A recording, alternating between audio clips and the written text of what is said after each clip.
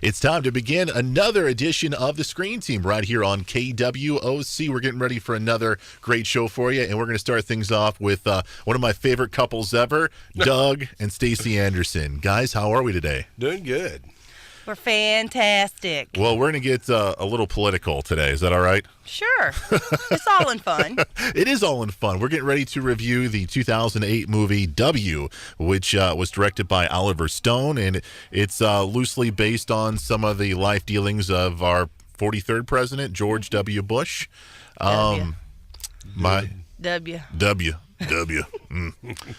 Or Bushy. What are your guys' thoughts? What are your initial thoughts when you saw this movie?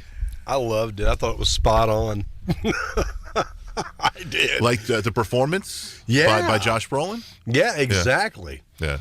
And, of course, it's an Oliver North movie, so it's Oliver North.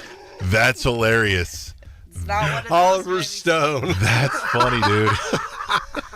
I think Oliver North was like the only person we didn't see in this movie. That's right. They got all the heavy hitters. I don't think he was in it. That's right.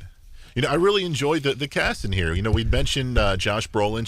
He played George W. Bush. But you've got so many other guys who, you know, if you look back, like side-by-side pictures, you know. Yes. I mean, it looks pretty spot on. You got Jeffrey Wright, who played Colin Powell. You've got, who played the vice president? Who played Vice? Starts with a Oh, man, where is D. it at? Where is it at? Richard Dreyfuss. Richard Dreyfuss, yeah. And he was spot on. He Dick did Cheney. a great job, yeah. He called him Vice, didn't he? Yeah. Is that what he called him? time, Yeah. Hey, Vice, what you think? And you know, while I was watching this, I was looking at just some pictures of like George and Laura when they were younger, and Barbara and George,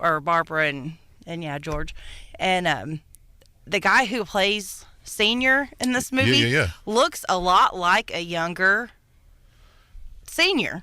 Yeah. I mean, I was like, whoa. James Cromwell. Yeah. I mean, at first I was like, well, why'd they pick him? And then I went back and looked at some of the pictures, and I was like, wow, they did a good job on that one.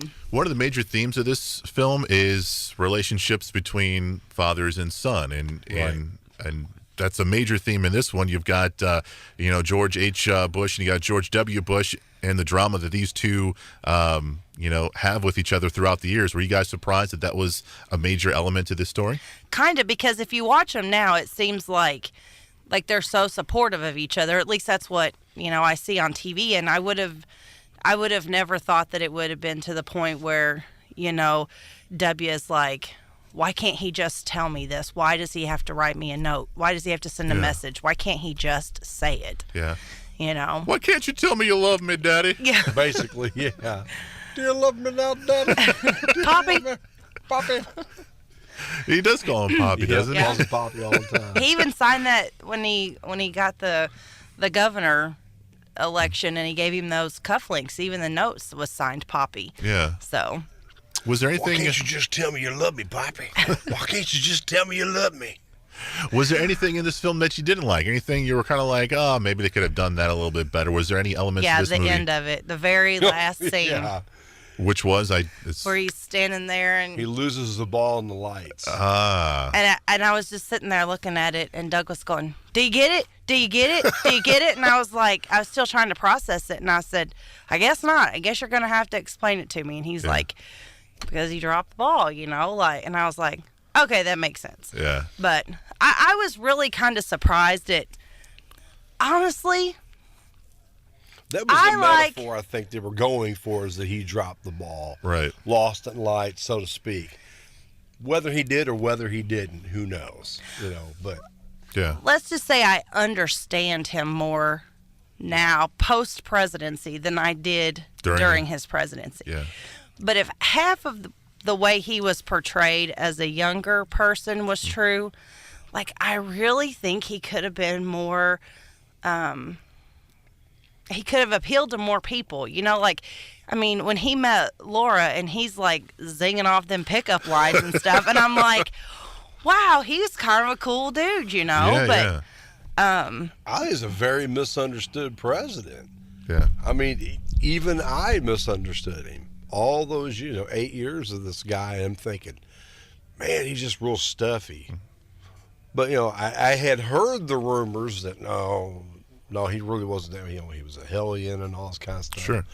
And if this movie is accurate at all, then yeah, like this guy's all right, Yeah. What really surprised me about this movie, and I don't like to get political only because I'm not a good speaker about being, political, but Hear, hear. I thought it was interesting that this movie was so divisive by both sides, by conservatives and liberals. Conservatives obviously didn't appreciate or like the movie because it put George W. Bush in a light where he looked silly, where Yeah. he looked stupid, where he looked like there was some sort of bigger motive behind the Iraq war. And I don't think a lot of the liberals liked the movie because it seemed like it took a softer touch. It didn't really go there was all the George W. Bush's he needs his daddy's approval, all Right. that kind of stuff. Where they were, I guess they were wanting a bigger blow because this movie came out right before I think the election of President Obama and McCain. So they were Yeah. hoping for a big kind of slap in the face, and I don't think they got it. So I thought this movie was kind of surprising that it was divisive by both parties. Right. I thought that was interesting. Yeah.